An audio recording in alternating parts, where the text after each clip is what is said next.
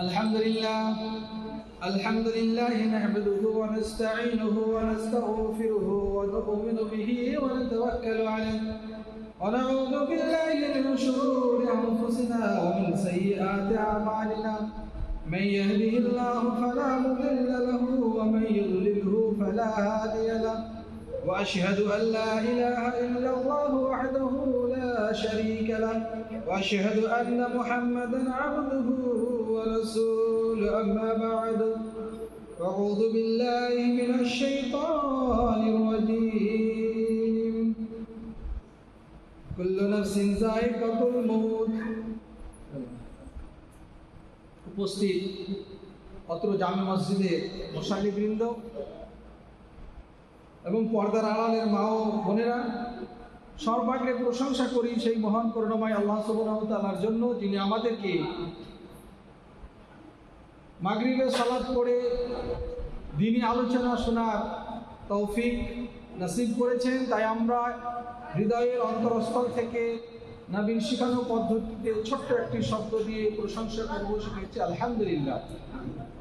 অতঃপর তার প্রিয়ত নবী কুলের শিরোমণি আহমদী মুজতবা মুহাম্মদ মুস্তাফা সাল্লাল্লাহু আলাইহি ওয়াসাল্লাম, তার উপরে শতকোটি দুরূদ ও শান্তির ধারা বর্ষিত হোক। আল্লাহুম্মা সাল্লি আলাইহি আল্লাহুম্মা বারিক আলাইহি আল্লাহুম্মা আমিন। আজকে যে বিষয়বস্তুটি আমার দেওয়া হয়েছে সেই বিষয়বস্তুটি অনেক লম্বা, অনেক সময়ের ব্যাপার। বিষয়বস্তুটি হচ্ছে অনন্তকালের জীবন পরকাল। অনন্তকালের জীবন পরকাল, এটা জুমার খুতবা না, এই আলোচনা সভা। আমি জিজ্ঞাসা করলে উত্তর দিবে, এতে গুনাহ হবে না। জুমার খুতবা হলে গুনাহ হতো, একটু নকলিক বা কিছু নাড়ানো গুনাহ, কিন্তু এখানে গুনাহ নেই। আপনি বুঝাবার জন্য, আপনাদের ব্রেনে ঢুকাবার জন্য আমি জিজ্ঞাসা করবো, আপনারা উত্তর দিবেন। অনন্তকাল বলছে, অনন্তকালের জীবন হচ্ছে পরকাল। আমরা সাধারণত জানি ইহকাল আর পরকাল, তাই না? ইহকাল আর পরকাল। তো পরকাল কোথা থেকে শুরু হয় বলেন তো? পরকাল কোথা থেকে শুরু হয়? রাইট, সঠিক উত্তর, মৃত্যুর পর থেকে। মৃত্যুর পর থেকে। তাহলে আদম আলাইহিস সালাম আগে এসেছেন, উনার মৃত্যু আগে হয়েছে। তার মানে আদম আলাইহিস সালামের মৃত্যুর পর থেকে ওনার পরকাল শুরু হয়ে গেছে, অলরেডি শুরু হয়ে গেছে। আপনার দাদুর, আপনার বাবার পরকাল শুরু হয়ে গেছে যদি ইন্তেকাল হয়ে থাকে। আমার বাবার, আমার দাদুর পরকাল শুরু হয়ে গেছে, চলে গেছে পরকালে। তাহলে আমি যদি এভাবে বলি যে পরকালে ঢুকার একটাই রাস্তা, সেটা হচ্ছে, বলেন বলেন, মৃত্যু। পরকালে ঢুকার কটা রাস্তা? একটা রাস্তা, সেটা কি? মৃত্যু। ধরেন আপনারা এই মসজিদে ঢুকবেন, এটা একটা মেন গেট, দরজা, ওটা একটু বন্ধ আছে, তাহলে মসজিদে ঢুকলে এখান দিয়ে ঢুকতে হবে, তাই না? তো অনুরূপভাবে পরকালে প্রবেশ করতে হলে আপনাকে মৃত্যুর দরজা দিয়ে ঢুকতে হবে, মৃত্যু হয়েই যেতে হবে। এইবার যদি আপনাকে বলা হয় জগৎ, যেমন আলামে আরওয়াহ, রুহের জগৎ, আমরা সবাই বাবা আদম থেকে নিয়ে সবাই আমরা রুহের জগতে ছিলাম। কোথায় ছিলাম? রুহের জগতে ছিলাম। মা বোনেরা ভালো করে বুঝবেন, আমরা সবাই কোথায় ছিলাম? রুহের জগতে ছিলাম। আদম আলাইহিস সালামকে সৃষ্টি করার পরে আল্লাহ সুবহানাহু ওয়া তাআলা তার পিঠে হাত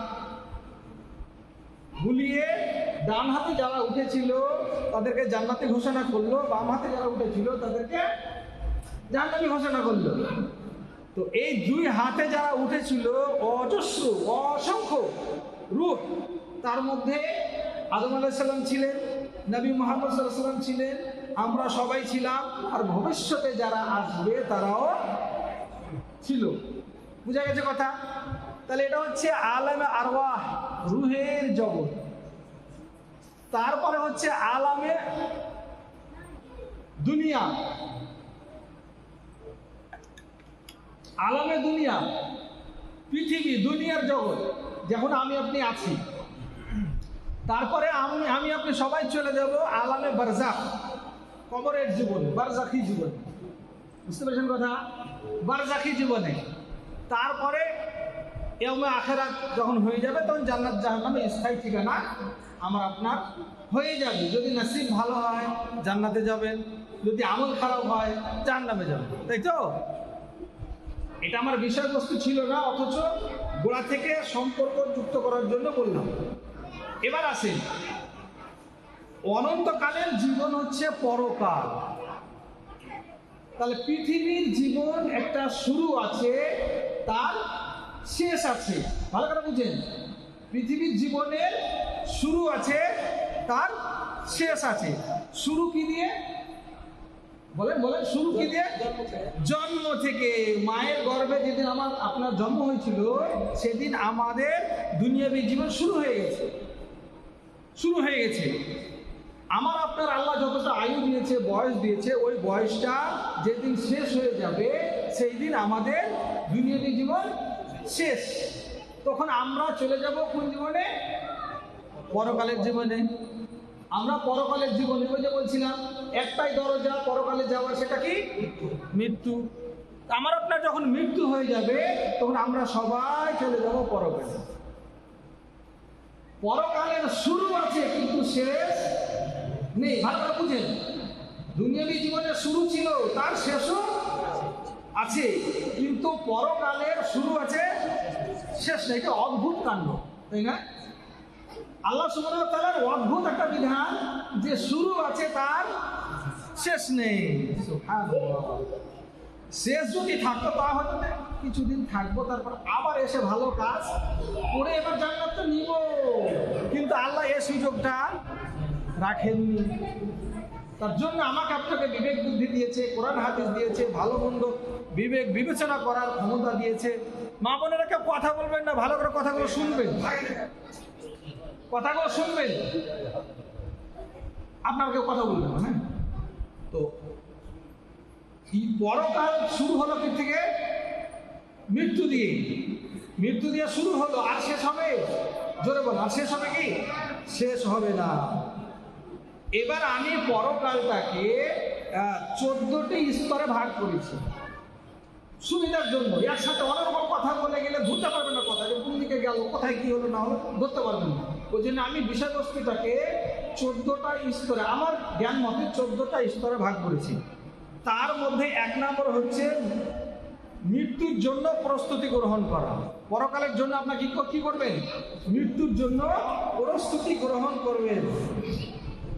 তাই আল্লাহ সুবহানাহু ওয়া তাআলা বলছেন, কুল্লু নাফসিন যায়িকাতুল মাউত, হে মানব সকল, হে নাফস, যার মধ্যে রূহ আছে, যার মধ্যে আত্মা রয়েছে। আমরা মনে করি আমরা মানুষ, শুধু বোধহয় আমাদেরই শুধু রূহ আছে, আত্মা আছে। না, বিজ্ঞান প্রমাণ করছে একটা গাছেরও রূহ আছে, আত্মা আছে। জীব জন্তু কীট পতঙ্গ, এমন ব্যাকটেরিয়া আছে, তারও জীবন আছে, তারও রুজি রোজগারের ব্যবস্থা আল্লাহ সুবহানাহু ওয়া তাআলা করে দিয়েছেন। আল্লাহু রাজ্জাকুল যুল কুওয়াতিল মাতিন, তিনি মানুষকে রুজি দিচ্ছেন। সুবহানাল্লাহ, ইন্নাল্লাহা ইয়ারযুকু মান ইয়াশাউ বিগাইরি হিসাব, মানুষকে বিনা হিসাবে রুজি দেন। তাহলে আল্লাহ সুবহানাহু ওয়া তাআলা বলছে, যার মধ্যে রূহ আছে তাকে মৃত্যুর স্বাদ গ্রহণ করতেই হবে। শুধু মরতে হবে না, মরতেই হবে। ভালো করে বুঝেন কথাটা, মরতে হবে বলে একটু ঢিল আছে, তাই না? মরতে পারে, নাও পারে, মরতেই হবে। কুল্লু নাফস, কুল মানে সমস্ত, সমস্ত নাফস, এখানে নাকেরা দেওয়া আছে, মারেফা দেওয়া লাগে, শুধু মানুষ। কুল্লু নাফসিন, প্রত্যেক নাফস যার মধ্যে রূহ আছে, যে নড়াচড়া করতে পারে, তাকে মৃত্যুর স্বাদ গ্রহণ করতেই হবে, ওই দরজা দিয়ে যেতেই হবে। সুবহানাল্লাহ। আপনাকে একটা নদী পার হতে হবে, তার জন্য ঘাটে যেতেই হবে, নৌকাতে চাপতেই হবে। বৃষ্টি আসলে আপনাকে প্রস্তুতি নিতেই হবে বাঁচার জন্য, তাই না? তাহলে আপনি কিভাবে প্রস্তুতি নেবেন? আপনি বাইক যদি চালান তাহলে বাইকের ডিগ্রিতে রেনকোট নেবেন। আপনি যদি হেঁটে যান অন্তত একটা ছাতা নেবেন, প্রস্তুতি নিচ্ছেন। কিন্তু আপনি সারা বছর যে খাবেন তার জন্য এখন ধান লাগার সিজন, ধান লাগাচ্ছেন, লাগাচ্ছেন না? ধান লাগাচ্ছেন, কেন লাগাচ্ছেন? কেন প্রস্তুতি নেবেন? কি দরকার আছে প্রস্তুতি নেওয়ার? সারা বছর ভালোভাবে খাবেন তার জন্য। তো দুনিয়াবি ব্যাপারে এত টনটনে আপনার জ্ঞান যে আপনি প্রস্তুতি নিচ্ছেন, একটা জিনিস করতে হবে তার প্রস্তুতি নিচ্ছেন, আপনি কলকাতা যাবেন তার প্রস্তুতি নিচ্ছেন, আপনি ব্যাগ সাজাচ্ছেন, যে কাজে যাচ্ছেন তার কাগজপত্র সব সাজাচ্ছেন, ডাক্তার দেখাতে হলে আপনার প্রেসক্রিপশন, হ্যাঁ, ওষুধপত্র যা আছে আপনার আগের পরের, হ্যাঁ, ডাক্তারি যত চেক আপের কাগজ সমস্ত নিচ্ছেন, টাকা পয়সা নিচ্ছেন, তারপরে এটিএম কার্ডটা নিচ্ছেন যদি বেশি লাগে, তারপরে ফোনপে নিচ্ছেন যাতে করে আপনি ওখান থেকে পেড করতে পারেন। তাহলে এত প্রস্তুতি আপনি নিচ্ছেন দুনিয়াতে ক্ষণস্থায়ী থাকবেন তার জন্য। এমন ক্ষণস্থায়ী আপনাকে দেখাবো কত ক্ষণস্থায়ী পৃথিবীটা। আমরা যেখানে বসে আছি আমরা যে সবাই বাড়ি যেতে পারবো এখন গ্যারান্টি আছে? গ্যারান্টি আছে? নাই। আমরা কতদিন বাঁচবো এর গ্যারান্টি আছে? নেই। আমরা কি করবো এর গ্যারান্টি আছে? নেই। আমি এখানেই বসে থেকে যেতে পারি, আমি যেতে পারবো না, এমন হয়ে যেতে পারে। তারপর আমার আপনার দুনিয়াবী জীবনের জন্য কত প্রস্তুতি। আপনাকে প্রস্তুতি নিতে নিষেধ করছি না, আপনি প্রস্তুতি নেন, প্রস্তুতি নেন, প্রস্তুতি নেন, কিন্তু সব থেকে বেশি প্রস্তুতি নিতে হবে কিসের জন্য? যার জন্য আপনি অনন্তকাল পরকালে পাড়ি দিবেন, পরকালে চলে যাবেন, যেখানে যাবেন তো আসবেন না, যাবেন তো আর আসবেন না, কারোর সাথে দেখাও হবে না। না আপনাদের গ্রামে কেউ মারা গেছে, কোনোদিন ফোন করেছে, miss call, video call, audio call কিছু করেছে? কিছু বলেন না, গেছে তো গেছে, যত মায়া থাকার আসবে না। তাহলে অনন্তকালের জন্য চলে যাচ্ছে, ওখানে যে কি অবস্থায় আছে, তারা দুনিয়ার লোকের সাথে, আত্মীয়দের সাথে কোনো সম্পর্ক করতে পারছে না। অথচ আপনি ক্ষণস্থায়ী জীবনের জন্য কলকাতা গেছেন, আপনি ট্রেনে উঠলেন তাও বাড়িতে খবর করছেন, সিট পেয়েছেন না পাননি তাও খবর করছেন, কতদূর গেলেন তাও খবর করছেন, নেমেছেন তাও খবর করছেন, কি কাজে গেছেন সেটা হলো কি হলো না তাও খবর করছেন, ফোনের পর ফোন, ফোনের পর ফোন। কেন? আপনি তো আজকে গেছেন, একদিন পরে চলে আসবেন, এত ফোন করার কি দরকার ছিল? আপনি প্রস্তুতি নিয়েছেন যে না, আমাকে ভালোভাবে যেতে হবে, ভালোভাবে কাজটা করে আসতে হবে, এটা হচ্ছে পূর্ব প্রস্তুতি। ঠিক আছে, প্রস্তুতি নেন, কিন্তু যেই জায়গায় অনন্তকালে যাবেন তো আর আসবেন না। আজ পর্যন্ত কে এসছে? আবু জাহাল, আবুল আহাব, ফিরআউন, সাদ্দাত, হামান। তাহলে শক্তিশালী লোক গেছে, তার এসছে কি? আসে না। তাহলে আমি আপনি কোথায়? আমরা আর আসতে পারবো না। তো সেই জায়গায় যাওয়ার জন্য আমার আপনার কিসের প্রস্তুতি আছে বলেন? বলেন মাখালারা, বলেন কিসের প্রস্তুতি আছে? প্রস্তুতি আছে কি? প্রস্তুতি ততটা নেই যতটা দুনিয়াবী জীবনের জন্য আপনার প্রস্তুতি আছে। আমাকে বলছে আমারও ওরকম হয়ে যাচ্ছে, শয়তান ভুলিয়ে দিচ্ছে পৃথিবীর মোহে, চাকরি, টাকা পয়সা, জমি জায়গা, এইটা সেইটাতে মাতিয়ে দিচ্ছে। কি করবেন আপনি? তাহলে আমার আপনারও প্রস্তুতি নেই, তাহলে আমরা ভুলের মধ্যে আসি না। তাই আল্লাহ সুবহানাহু ওয়া তাআলা বলছেন কুল্লু নাফসিন যায়কাতুল মউত, প্রত্যেক মানুষকে মৃত্যুর স্বাদ গ্রহণ করতেই হবে। এবার বলুন, যখন মরতেই হবে তো সফলতা কাকে বলে? সফলতা কাকে বলে? আমি আপনি পৃথিবীতে মনে করছি যে সফলতা চলে এসছে কিসে? চাকরি হয়ে গেছে তাই, কিসে 10 বিঘা জমি হয়েছে তাই, কিসে ছেলে ডাক্তারি পাস করেছে তাই, কিসে ব্যবসা বাণিজ্য উন্নতি হয়েছে তাই, কিসে 2-4 ঘন্টা ট্রেক্টর হয়েছে তাই, কিসে জেসিবি হয়েছে তাই, তাই না বলে? আমরা বলছি এগুলো উন্নতি, বাড়ি গাড়ি, টাকা, জমি জায়গা, হ্যাঁ, ক্ষমতা, রাজনৈতিক ক্ষমতা, হ্যাঁ, ভোটে পাস করে গেছে, সফলতা, আয় সফল, তাই না? মিছিল একবার এলাকা চলবে, মিছিল একবার আবির খেলা চলবে, সফলতা কি? নো, কখনো নয়, এটা সফলতা নয়। তাহলে এটা কি? এটা সাময়িকের জন্য, ক্ষণস্থায়ী, সাময়িকের জন্য। একটা নেতা পাস করেছে ক বছর বলে? 5 বছর। তারপরে সাধারণ লোক, তাই না? কথাটা বুঝাতে পারছি কি আমি? বলেন সাধারণ লোক। তাহলে প্রকৃত সফল ব্যক্তিকে, এটা আমাদেরকে খুঁজতে হবে না?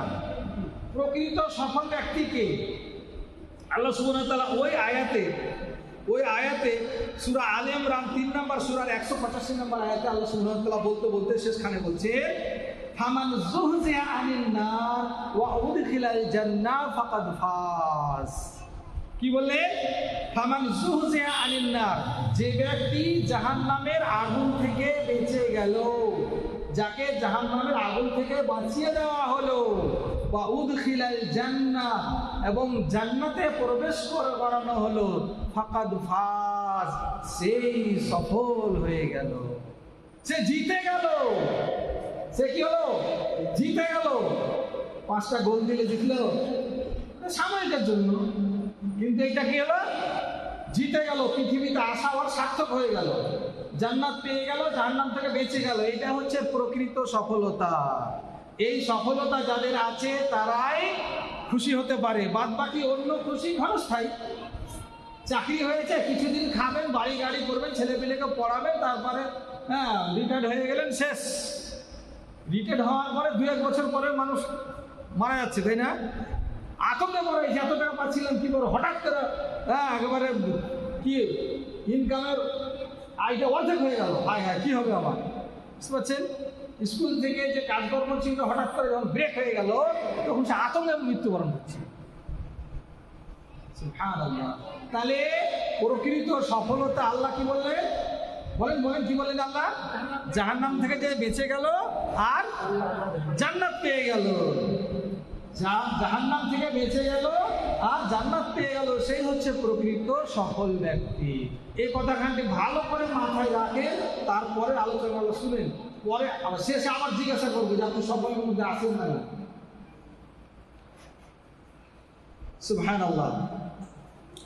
অন্যত্র আল্লাহ সুবহানাহু ওয়া তাআলা আরো বলছেন সূরা আম্বিয়া 21 নম্বর সূরার 35 নম্বর আয়াতে, কুল্লু নাফসিন যায়কাতুল মাউত ওয়া নাবলুকুম বিশ-শাররি ওয়াল খাইরি ফিতনা ওয়া ইলাইনা তুরজাউন। কি বলছেন? ওয়া নাবলুকুম বিশ-শাররি ওয়াল খাইর। আল্লাহ সুবহানাহু ওয়া তাআলা মানুষকে পরীক্ষা করেন কি দিয়ে? বিল খাইর, ভালো দিয়ে, ওয়াশ-শারর, এবং মন্দ দিয়ে। আল্লাহ সুবহানাহু ওয়া তাআলা মানুষকে ভালো দিয়ে এবং মন্দ দিয়ে কি করেন? পরীক্ষা করেন। আপনার উন্নতি হয়েছে, এটা পরীক্ষা। আপনার অর্থ হয়েছে, এটা পরীক্ষা। আপনার অর্থ নষ্ট হয়ে গেছে, ক্ষতি হয়ে গেছে, এটাও পরীক্ষা। আপনার ছেলে চাকরি হয়েছে, এটাও পরীক্ষা। আপনার ছেলে মৃত্যুবরণ করেছে, এটাও পরীক্ষা।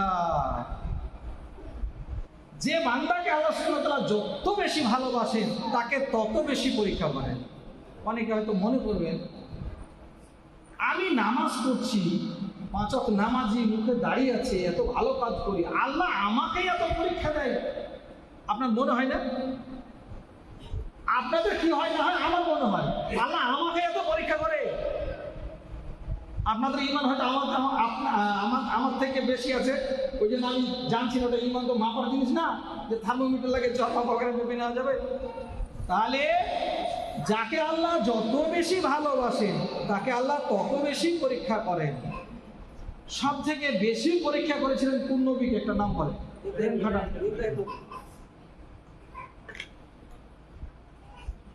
ইব্রাহিম নবীকে বেশি পরীক্ষা করেছিলেন।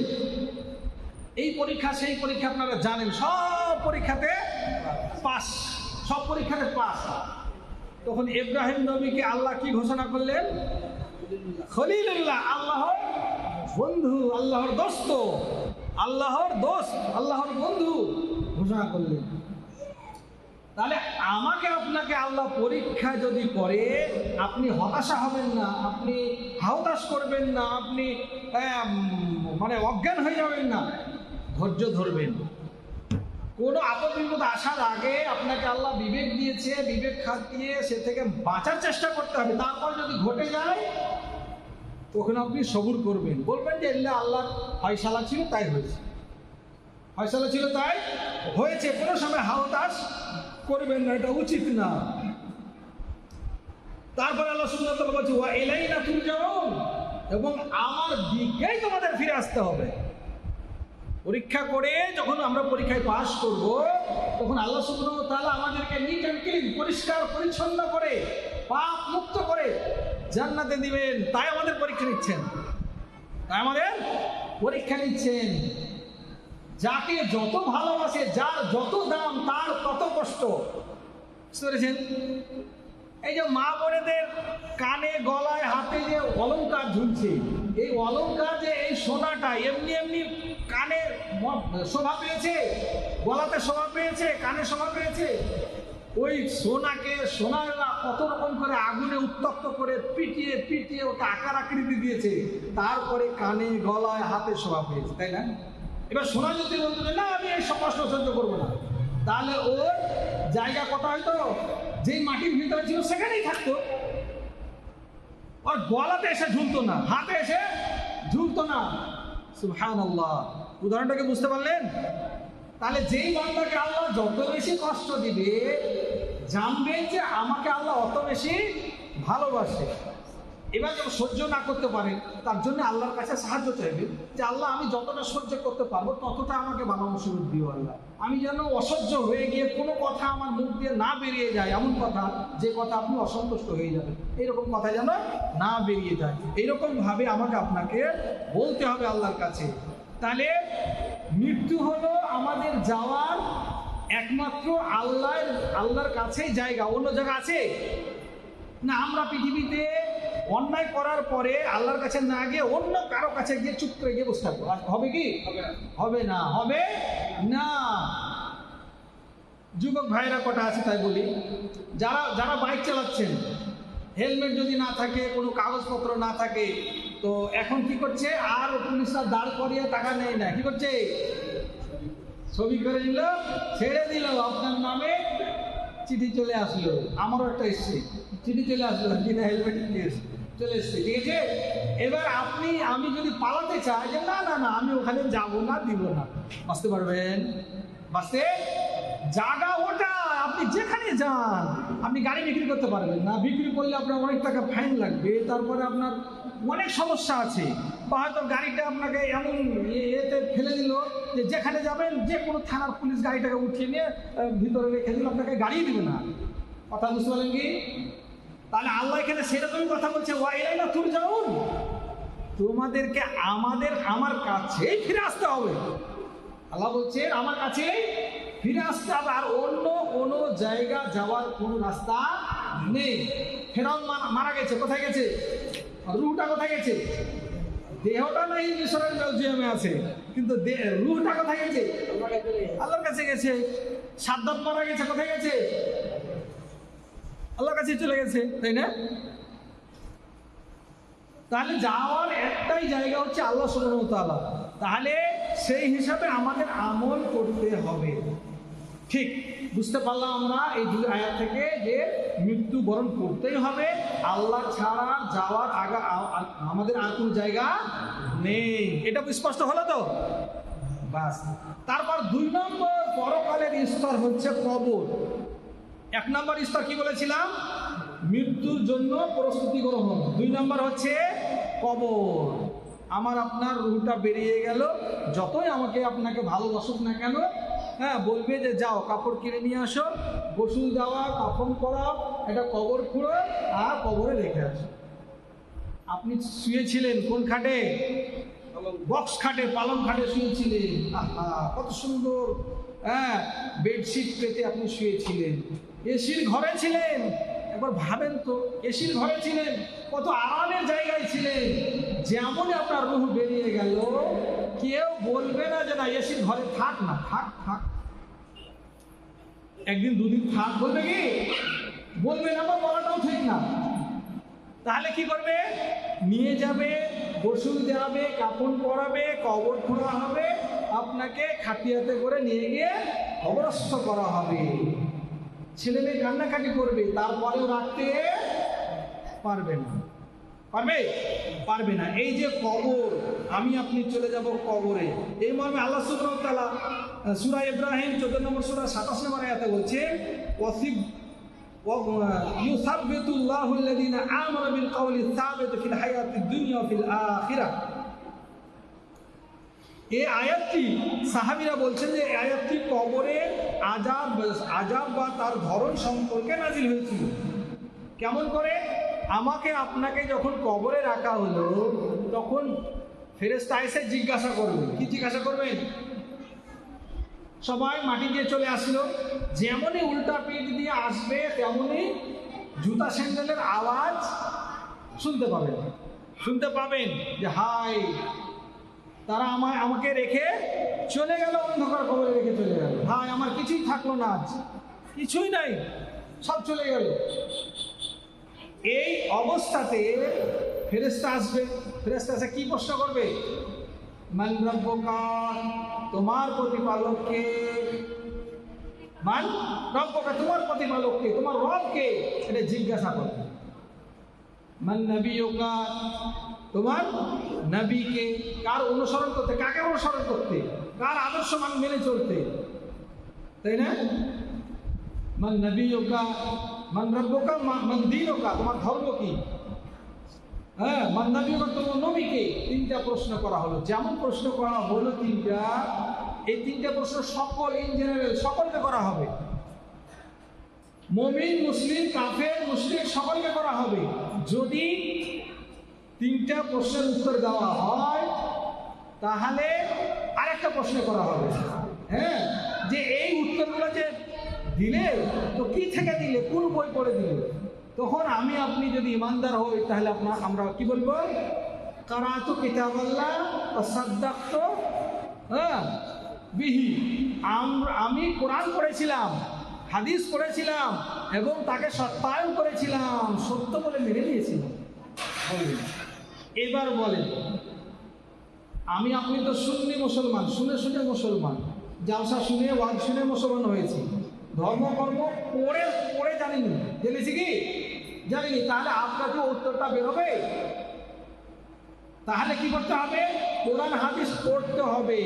এবার বলবেন দাড়ি পেকে গেছে, বয়স হয়ে গেছে, এখন পড়তে পারি না।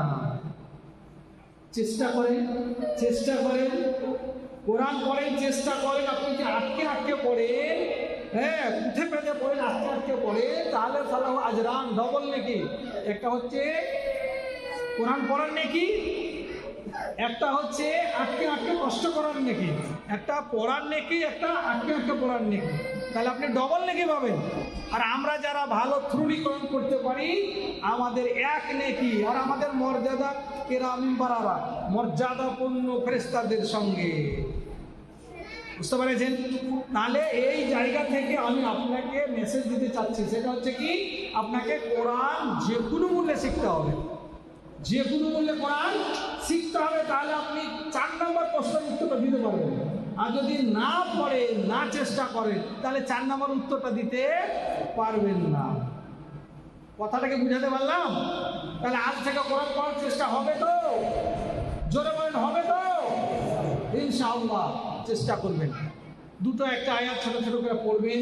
আমাদের মতিউর রহমান মসজিদে আমরা মক্তব চালু করেছি, ওখানে বাচ্চাদের শেখা হয় এবং বয়স্ক মানুষদেরও শেখা হয়। কারো জন্য সবাই নুরানি কায়দা রাখা আছে, দেখে শিখে পড়ে। অনেক ভাই শিখে গেছে, দেখে কোরআন পড়তে পারে, আলহামদুলিল্লাহ। চেষ্টা করলে সব হবে। আপনি বলছেন হবে না, পারবো না। এই যে নোটবন্দি হয়ে যে নোট চেঞ্জ করা হলো, আপনি টাকা কি করে চিনলেন? এত কালারের টাকা আপনি কি করে চিনলেন? প্রথম দিকে অসুবিধা হয়েছে, তারপর আপনি চিনে গেছেন কিনা? সবই পারবেন। এটা শয়তান আপনাকে বুদ্ধি দিচ্ছে যে বল যে বয়স হয়ে গেছে, তখন আপনি বলছেন বয়স হয়ে গেছে, পারবো না, চোখে ধরে না। আপনি চেষ্টা করেন। আমার অনুরোধ রইল, পিণ্ডতলাবাসীর কাছে আমার বিনীত অনুরোধ, আপনারা কোরআন পড়বেন, নইলে কিয়ামতের দিন ধরা খাবেন, আপনি উত্তর দিতে পারবেন না। এই প্রশ্ন উত্তর যখন হলো, ইমানদার যদি হয়, তাহলে আল্লাহ সুবহানাহু ওয়া তাআলা বলছেন যে ইমানদার ব্যক্তিদের জন্য বলা হবে বিল কাউলি সাবিত ফিল হায়াতিদ দুনিয়া ওয়া ফিল আখিরাহ, ইহকালে এবং পরকালে যেন তারা অটল থাকতে পারে, তার জন্য কামনা করা হবে যে তারা যেন অটল থাকে। বুঝেছেন?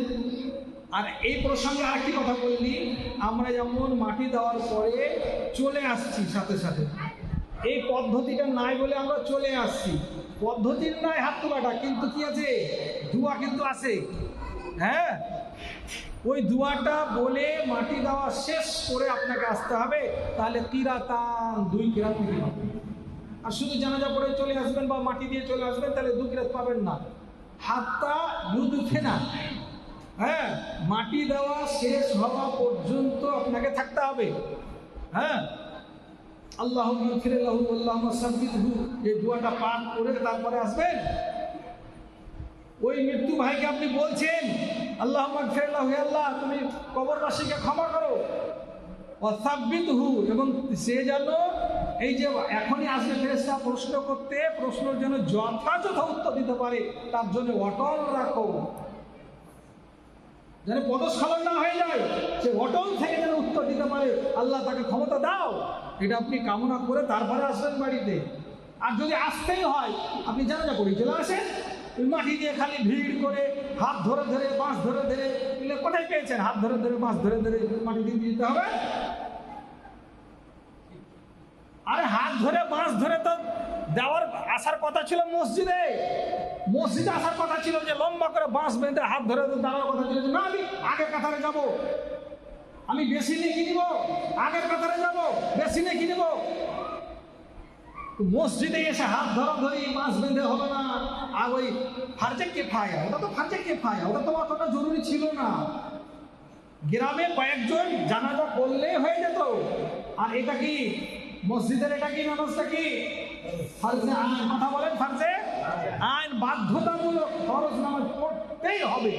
যদি না পড়েন, ইচ্ছাকৃত হোক বা অনিচ্ছাকৃত হোক, অনিষ্টবশত যদি না পড়েন, আপনি কাফের হয়ে যাবেন, আপনি কাফের হয়ে যাবেন।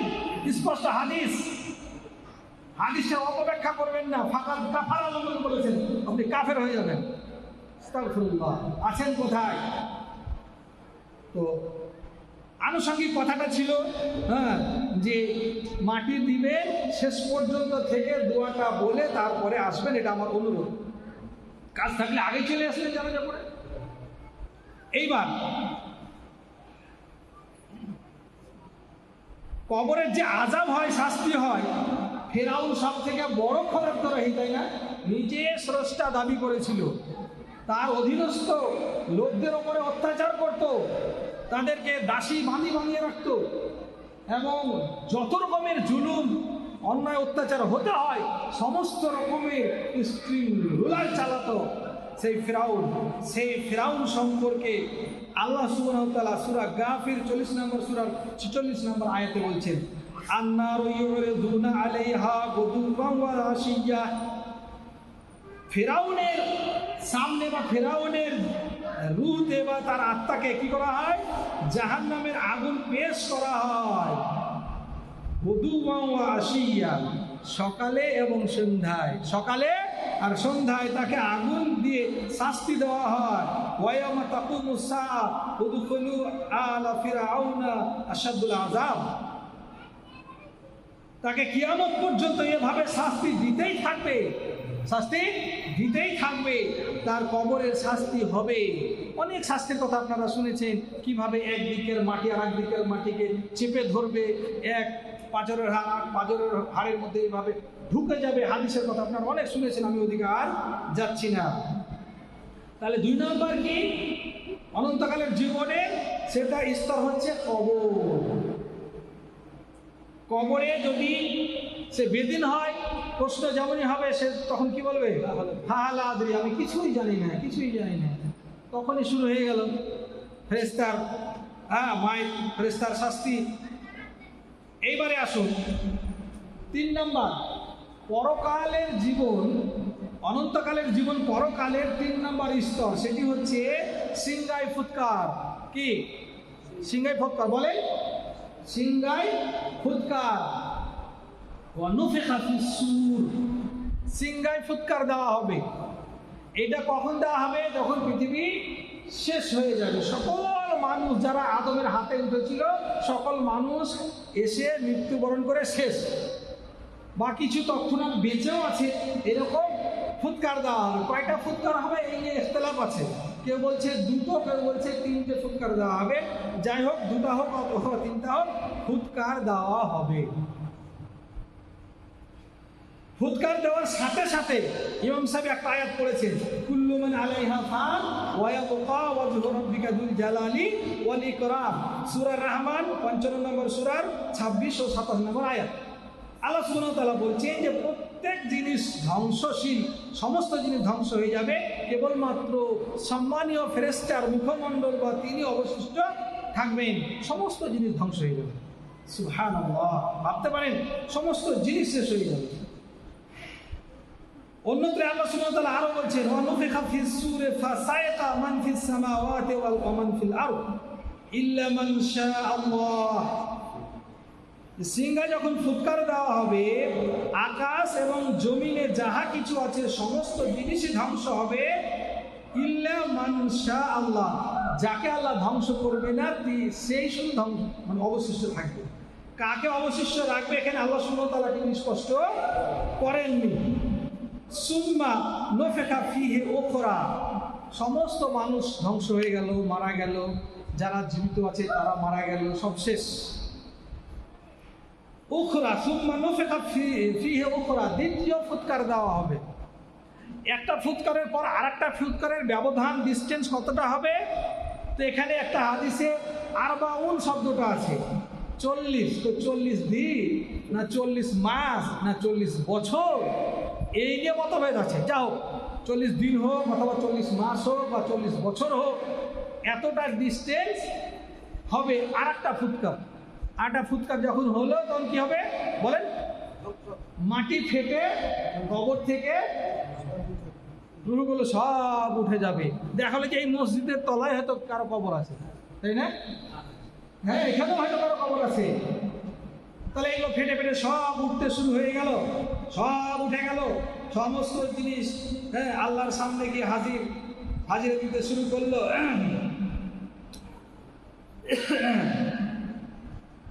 এবং লাস্ট ফুৎকার যখন দেওয়া হবে, ইয়াউমা ইনফাখু ফিস সূরি ফাতাতুনা আফওয়াজা, যখন লাস্ট ফুৎকার দেওয়া হবে, ফাতাতুনা আফওয়াজা, মানুষ তখন দলে দলে একত্রিত হতে শুরু হবে।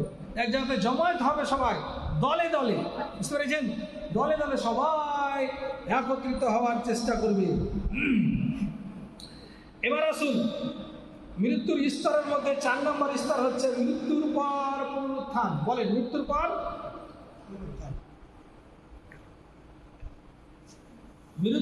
পুনরুত্থান। আমাকে আপনাকে সকলকে মৃত্যুর পর জীবিত হতে হবে। যারা বেধর্মী মুসলিম তারা কি বলে? মরে যাব, শেষ হয়ে যাব, পুড়িয়ে দিবে, জ্বালিয়ে দিবে, শেষ হয়ে যাবে, তাই না?